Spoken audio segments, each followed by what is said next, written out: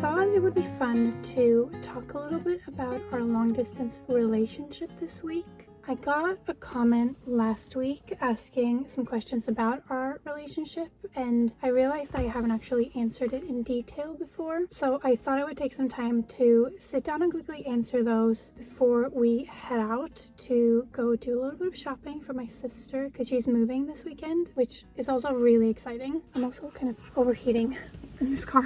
So just for some context, he is 30, born and raised in the beautiful country of Singapore, but currently works and lives in Sydney, Australia. I am 27, based in Sweden, and we've been together for just over 3 years now, which is crazy to think about. And even though we are really far away from each other, we've still managed to figure out things that work for us. So the first question is, how did you meet? In 2017, when I was 19, I moved to Sydney to study at an international Bible college. And in 2018, a year later, he came to study at the same Bible college. And I wouldn't say that we were friends, but we knew of each other. I mean, for example, in my second year, I was a vocal intern for his vocal trainers because we were both in the music vocal stream. So we were definitely around each other.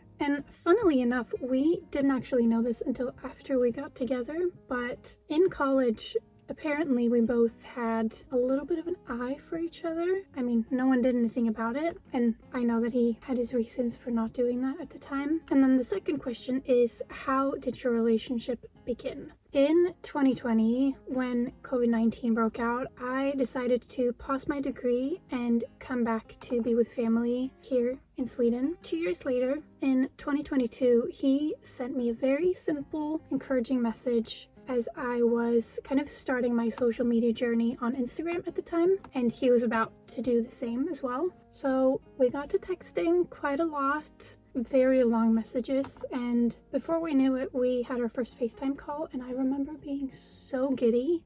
After that call, I remember we talked for hours on end, and then, after that, we just never stopped texting, and here we are today, 3 years later. And also, I do want to say, side note, since 2022, he has put in so much work to grow his own page online, so please go follow him on Instagram or TikTok if you enjoy his content, because the amount of hard work and the dedication that he puts into his work on social media is absolutely insane, and I am so proud of him. So I just need to plug that a little bit. All right, I think it's time to head out and pick up some things for my sister's move this weekend.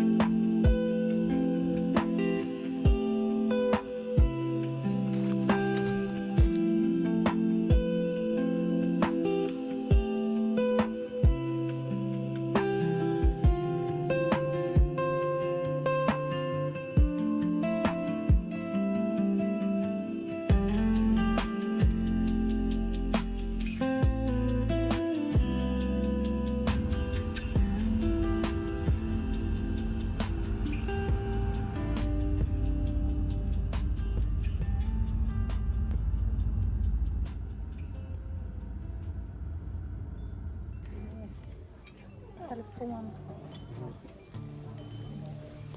Du ser sötare.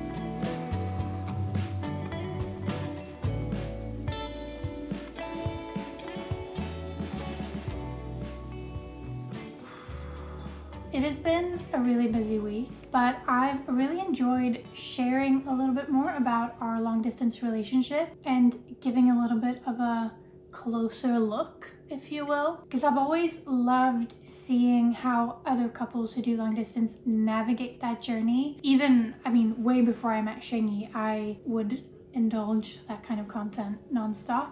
So it's been really fun to share my own journey now that I'm going through it myself. Like I said earlier this week, we've been doing this for over 3 years now, and big picture, 3 years isn't that long, but it does still sometimes make me a little bit sad thinking about how much time we are missing out on being together and how much time we have missed out on being together in our mid to late 20s and early 30s. But still, I'd like to believe that it's all worth it. The hard work, the dedication, the tears.